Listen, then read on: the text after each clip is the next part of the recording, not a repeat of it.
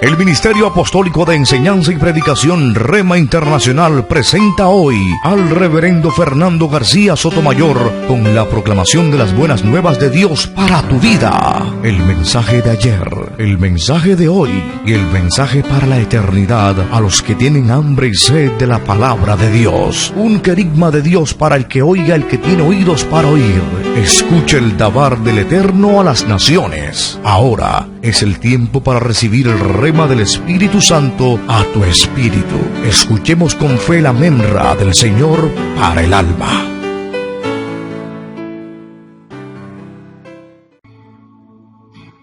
Atletas dorados es el título de la disertación en el día de hoy.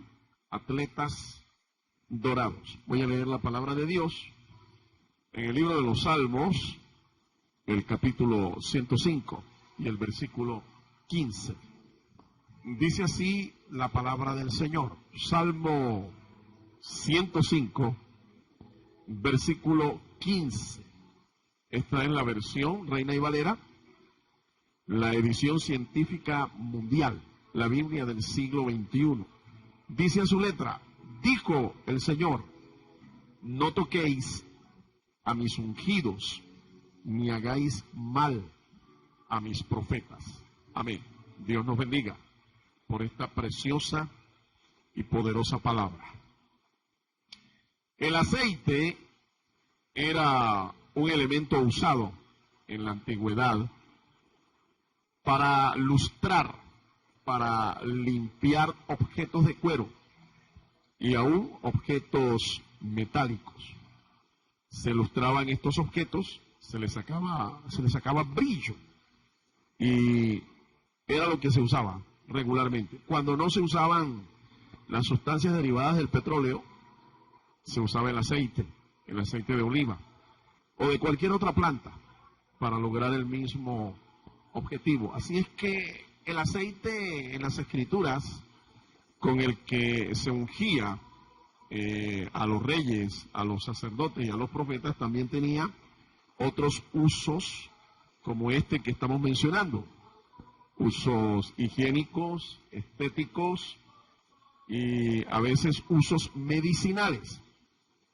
Claramente se ve aquí una relación entre el brillo y el aceite, ¿sí? Entre más aceite se usaba, entre más se lustrara con el aceite, más brillo podía lograr tener el objeto.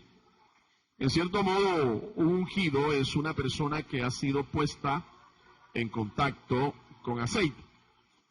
Dios nos revela en su palabra que todo aquel que es llamado a un ministerio es ungido con el Espíritu Santo para que tenga éxito en su trabajo. Sin la unción definitivamente es muy difícil ministrar en un llamado que el Señor nos haga. Por causa de esa unción, el ministro es alguien que debemos tratarlo con sumo cuidado y con sumo respeto. Su dignidad, su vocación y su unción lo hace alguien que representa a Dios entre los hombres. La unción no solo representa el brillo, sino también poder espiritual.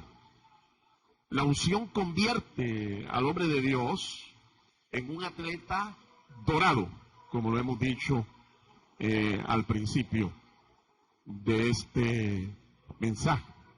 Repito, la unción convierte al hombre de Dios en un atleta dorado. No todo lo que brilla es oro, dice un refrán. Por eso es importante que veamos no solo el brillo de un atleta, sino también la naturaleza de lo que está hecho este atleta. Vamos a conocer un poco más de cerca a estos atletas de oro, los atletas dorados, los ungidos del Señor. En primer lugar, estos reciben la unción por causa de su llamado. Esta unción no se recibe porque tengamos mérito para recibirla. La unción la recibimos de Dios por causa del llamado. Dios al que llama unge. Así de sencillo es. Cuando Dios llamó a Saúl, el primer rey de Israel, lo ungió. Las Escrituras nos dan testimonio de eso. En el primer libro de Samuel, en el capítulo 10, nosotros vemos cómo el profeta, una vez que Dios le da la orden de consagrar a este hombre, Saúl va y derrama sobre él una redoma de aceite, una totuma de aceite, y lo consagra, lo separa para que fuera el primer rey de Israel. Años más tarde, el mismo Señor que consagró a este hombre, que lo ungió, lo corta de este ministerio. Y Dios escoge a David. Este fue el segundo rey de Israel y el más grande de todos. Y de nuevo el profeta va y consagra a David para que ocupara el lugar del rey Saúl, porque Dios lo había cortado. Note usted que el mismo que unge, que consagra, es el mismo que tiene el poder y la autoridad también para quitar. El profeta Daniel ya lo había dicho. El que quita y el que pone reyes es Dios, no es el hombre. David entonces recibe la unción de rey. Primer libro de Samuel, capítulo 16 y el verso 13, y tuvo que esperar un tiempo hasta que el mismo Señor fuera quien quitara de en medio a Saúl. Es interesante ver la historia de estos dos hombres. El rey David había sido ungido, pero quien estaba sentado en el trono aún era Saúl.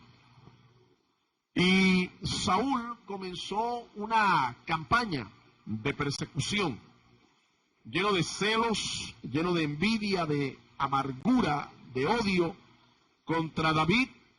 Pretendió asesinarlo y tuvo la oportunidad para hacerlo, pero David tuvo que escapar. Y si David no escapa, hubiera sido víctima de este hombre lleno de amargura. Sin embargo, es curioso cómo nosotros vemos en la historia de estos dos hombres, y que lo narra la Escritura, David tuvo la ocasión, en dos oportunidades, tuvo la ocasión de quitarle la vida a Saúl. Otra persona, de pronto con un sentido práctico, hubiera dicho: gracias Señor, me lo pusiste en bandeja. Así es que yo mismo voy a tomarme por mi mano la justicia, porque Saúl realmente estuvo en dos ocasiones a merced de David, pero David no le quitó la vida. Y lo que David expresó fue que él no iba a tocar a un ungido del Señor. Qué interesante, porque David había recibido la unción y David había recibido el respaldo, la consagración de Dios para ser el rey. Pero quien estaba todavía en el trono era Saúl. Y aunque se declaró enemigo mortal de David, y David tuvo la ocasión de quitar de en medio este obstáculo, esperó en el Señor. Y el Señor fue quien quitó a este hombre llamado Saúl. Sabemos la historia triste, la historia final de este hombre llamado Saúl, cómo termina suicidándose, y su descendencia también muere. Su hijo, el príncipe Jonatán, también muere en una batalla. Y David llora a su amigo Jonatán, llora la muerte del rey Saúl, su rey. Es interesante que sepamos eso y que aprendamos de este hombre, David, quien las Escrituras dicen que fue un hombre conforme al corazón del Señor, un hombre que tuvo siempre el sentir de Dios en su corazón, y el cual Dios usó para que fuera el rey más grande de Israel. Ahora, la Biblia dice en las Escrituras del Nuevo Pacto, más exactamente en la primera epístola de San Juan, el capítulo 2 y los versículos 20 y 27, que nosotros los cristianos tenemos la unción del Santo, y esa unción permanece en nosotros, y esa unción nos enseña todas las cosas. Este pasaje, lastimosamente, ha sido mal interpretado por muchas personas que, sin conocer el contexto y el propósito que tuvo el apóstol Juan al escribir este pasaje, terminan interpretando que esta es la base o el texto bíblico que les apoya su pretensión de no estudiar la palabra de Dios, porque el Espíritu todo lo enseña. Eso dicen los que toman el pasaje. Primera de Juan, capítulo 2, versos 20 y 27. Como la unción enseña, dicen ellos, no tenemos necesidad de que nadie nos enseñe nada. En otras palabras, no tenemos necesidad de que ningún maestro nos venga a enseñar Biblia, nos venga a enseñar teología, porque el Espíritu todo lo enseña. Es una mala interpretación. Es una pésima interpretación.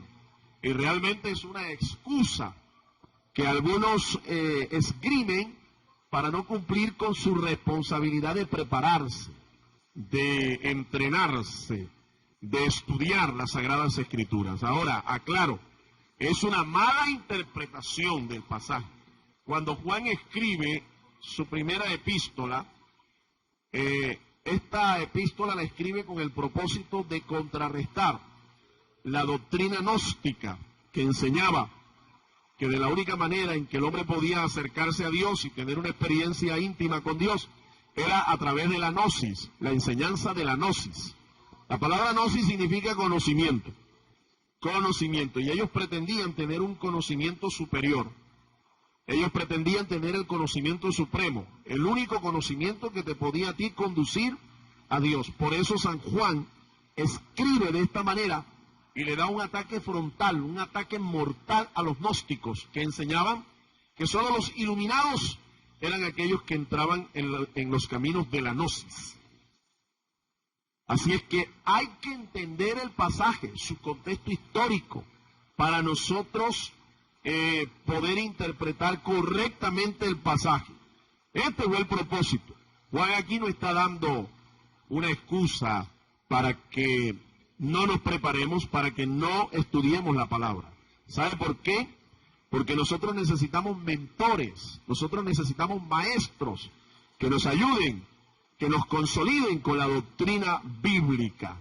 Y el mismo Señor los establece, y el mismo Señor los instituye. La Biblia dice que el mismo Señor Jesucristo estableció, instituyó apóstoles, evangelistas, profetas, pastores y maestros para la obra del ministerio, para la edificación del cuerpo de Cristo. Así es que la palabra de Dios no se puede contradecir. Sí es cierto que un maestro ungido con el Espíritu Santo es un maestro que transmite las verdades de Dios y que nos edifica. Y que también hay falsos maestros. Pero es responsabilidad del creyente, guiado por el Espíritu Santo, guiado por el Señor, guiado por su palabra, discernir quién es un falso maestro y quién no lo es. Quién es un maestro sano y quién no lo es. Pero no es excusa para no estudiar la palabra de Dios, para no conocer las reglas de interpretación, para no educarse con respecto a la ciencia hermenéutica de la interpretación. Todos los creyentes que son fieles tienen la unción del Santo, porque hemos sido llamados por el Señor. Así que la unción es sinónimo de autoridad, de presencia y de poder de Dios. Eso es lo que es la unción. Algunos creen que la unción es una especie de conjuro, ¿sí? Una especie como de fetiche o una especie de amuleto que se le da a ciertas personas para darles una posición especial o darles una casta especial, una dignidad especial por encima de los hijos de Dios. Quiero decirte una vez más, todos los cristianos, todos, sin excepción, todos los que hemos sido llamados por el Señor, hemos sido ungidos con el Señor. Hemos sido ungidos con su Espíritu, porque Él nos ha dado autoridad.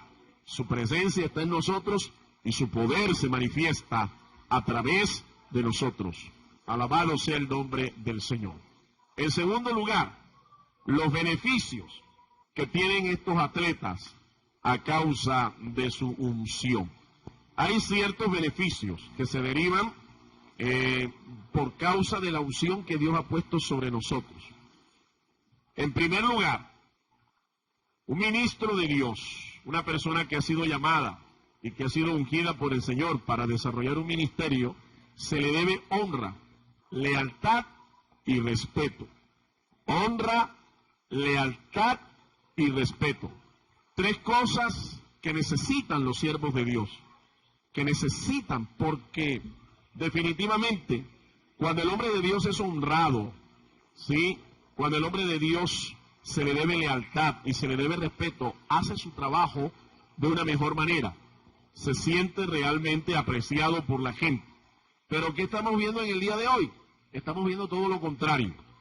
Los ministerios, los ministros están siendo víctimas de la deshonra de aquellos que son sus seguidores, sus discípulos. Les son desleales y les faltan al respeto muy fácilmente. Les faltan al respeto. Fíjense, esa no fue la actitud de David, aunque inclusive él tenía la unción para ser rey, el que iba a reemplazar a Saúl, sin embargo, lo respetó hasta el final por causa de la unción. Respetó al rey Saúl, a pesar de que el rey Saúl se declaró enemigo de él, pero David lo respetó por causa de la unción. ¿Qué tanto respeta usted a su pastor? ¿Qué tanto honra usted a su pastor? ¿Qué tan leal le es usted a su pastor? Yo sí creo que estas son cosas que se necesitan. Ahora bien, hay un límite. ¿Hasta dónde yo le soy leal a mi pastor? Pues bien, eso es fácil de poder responderle. Usted debe serle leal a su pastor hasta cuando el pastor se sujete a la palabra de Dios. Si el pastor se sujeta al llamado y a la palabra del Señor, usted debe lealtad a su pastor. Pero si su pastor no es leal a la palabra, no se sujeta a la palabra de Dios, se sale de los lineamientos que las Escrituras le establecen, usted no está obligado a serle leal a un pastor que no le es leal a Jesucristo, que no le es leal a la palabra del Señor. Nosotros no podemos hablar de los pastores, de los ministros del Señor, los que sirven al Señor, de cualquier manera. Cuando a usted le traigan un cuento y la gente se acerca a usted con estas palabras, imagínate, te tengo la última del pastor tal, tenga usted cuidado, no se preste, su oído no los preste para estar escuchando este tipo de cosas, porque hay en medio de la iglesia gente chismosa, difamantes, gente que se presta para ser instrumentos del diablo para destruir la honra, el respeto, la dignidad de un pastor, de un ministro del Señor. Ahora, no es que los ministros sean intocables, repito, a los ministros también se les puede juzgar sus acciones, su conducta, pero hay que hacerlo dentro de los lineamientos que la palabra de Dios establece. La Biblia dice que contra un anciano es un mentor espiritual, un anciano es un líder espiritual, un ministro del Señor. Dice, contra un anciano no admitas acusación, sino en boca de 2 o de 3 testigos. Así que tenga mucho cuidado. Cuando usted vaya a hablar algo de un ministro, que eso pueda constar en boca de 2 o 3 testigos. Y además de eso, su testimonio debe tener las evidencias veraces, contundentes, para poder demostrar que lo que está diciendo es verdad. De lo contrario, usted sería un chismoso más, un divisionista, un difamante, que se dejaría usar para destruir a un ministro del Señor. Y este tiene recompensa. Fíjense que el Señor, cuando leímos ahí en el Salmo 105, verso 15, dice bien claro, no toquéis, dice el Señor, a mis ungidos, ni hagáis mal a mis profetas. ¿Sabe por qué? Porque quien toca un ungido del Señor está tocando al mismo Señor, está tocando al mismo Dios, está difamando al mismo Dios. Y tenga mucho cuidado, porque es mejor tener a Dios como amigo y no como un contrincante, no como nuestro enemigo, no como un adversario. Esta honra debe ser doble. Las Escrituras dicen, allá en 1 Timoteo 5, 17 y 18, que aquellos ancianos que se ocupan en enseñar, en predicar la palabra de Dios y que lo hacen bien, deben ser tenidos por dignos de doble honor.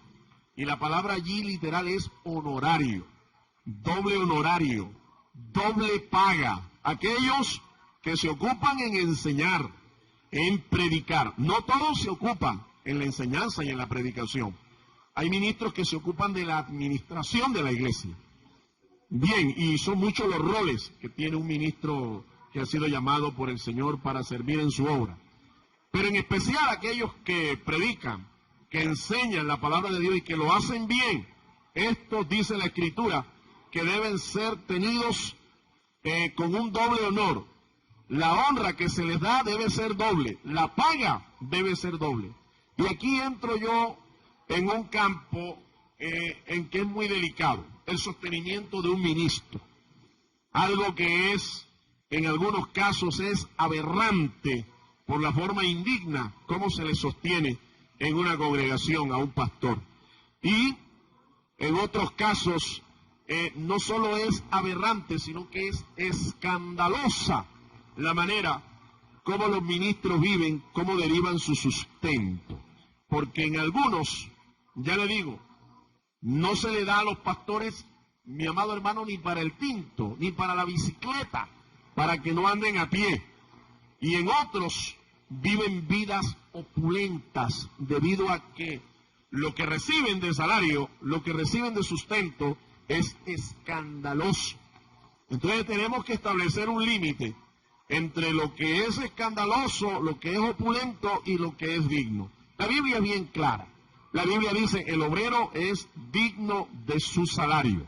Si un pastor dedica todo su tiempo y está dedicado plenamente al servicio en la obra del Señor, es justo que reciba entonces este doble honor, esta doble paga, porque ese es su trabajo, porque predica el Evangelio, porque sirve al altar y porque es justo que también él sea sostenido de una manera digna por aquellos a quien está enseñando. Y voy a dejar allí en puntos suspensivos este aspecto porque no es propiamente nuestra temática, pero aquí lo estoy considerando como un beneficio que un atleta del Señor, un atleta dorado, merece. Se le requiere también al pastor obediencia, hay que obedecerle. En Hebreos 13:17 dice, sujetaos a vuestros pastores, obedecedlos. Fíjense, obediencia y sujeción son dos cosas que se requiere, que hay que tributarla a nuestros pastores. El apóstol Pablo dice en Romanos 13:7, no debáis a nadie nada, sino el amaros los unos a los otros. Y dice, al que tributo, tributo, al que honra, honra, al que respeto, respeto. Y estamos reiterando, los ministros requieren honra, requieren respeto de aquellos a los que están presidiendo. Requiere también estimación y amor. La obra que hace un pastor no la hace cualquiera.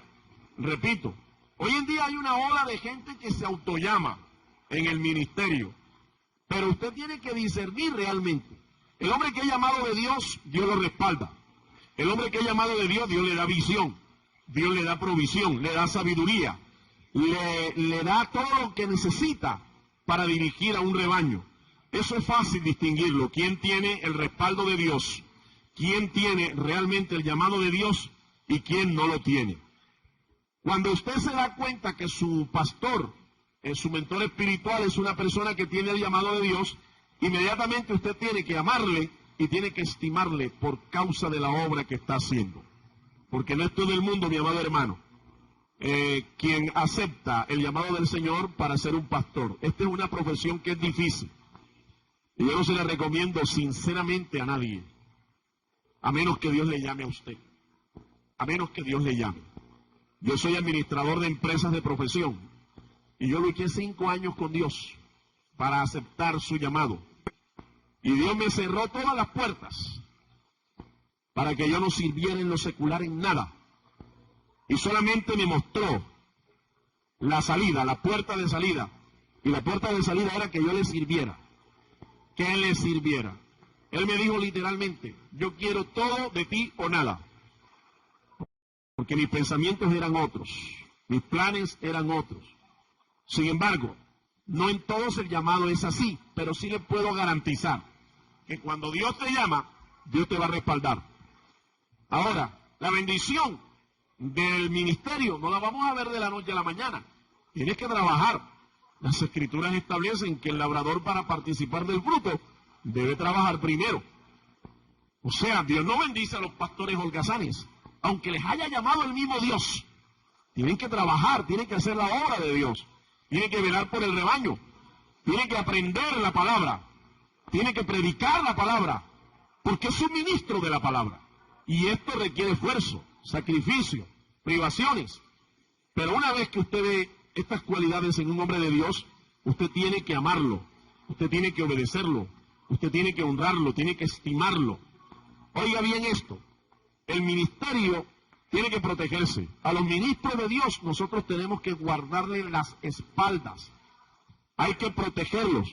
El mismo Dios, cuando vio que el pueblo hebreo se vino en contra de sus mentores, de sus líderes, Moisés, de Aarón y de María, el mismo Dios, cuando vio la rebelión de Coré, de Datán y de Abirán allá en el desierto, ¿qué hizo Dios?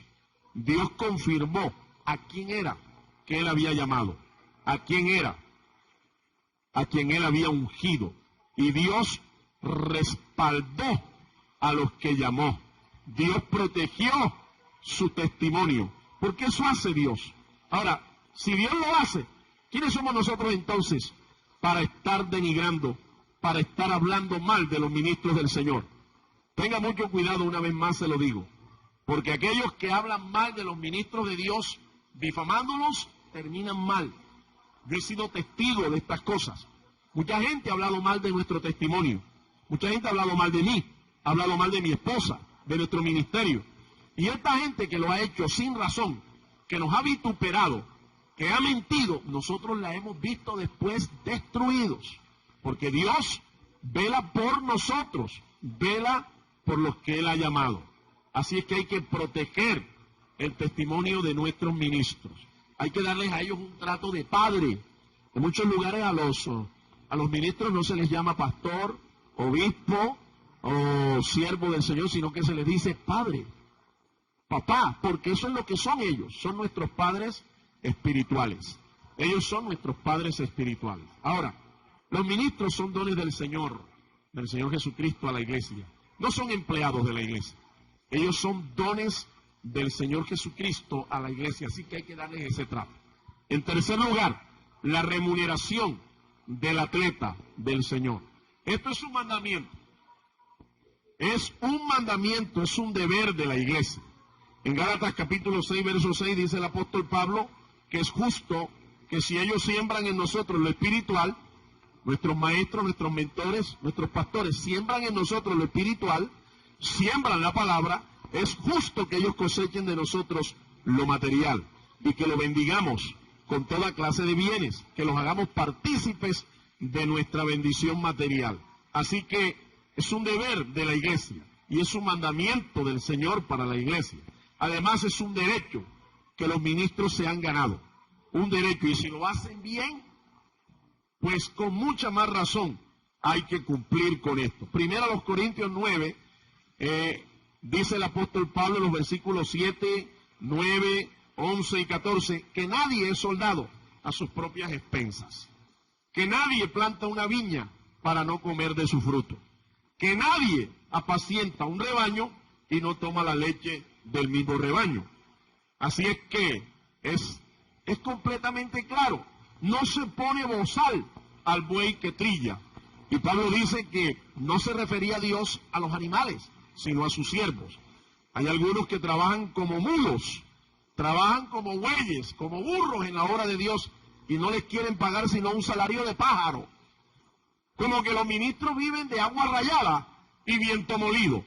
Y algunas personas se ofenden cuando nosotros enseñamos y predicamos que esto es digno, que es un mandamiento. Piensan que los ministros del Señor viven a base de oración, ¿sí? Y que tienen es que ayunar y orar. Pues no, también hay una familia que mantener. También hay un sustento que hay que derivar y que es justo que se derive. No se pone bozal al buey que trilla, es completamente justo. Si ellos nos siembran lo espiritual, es justo que nuestros mentores cosechen de nosotros lo material.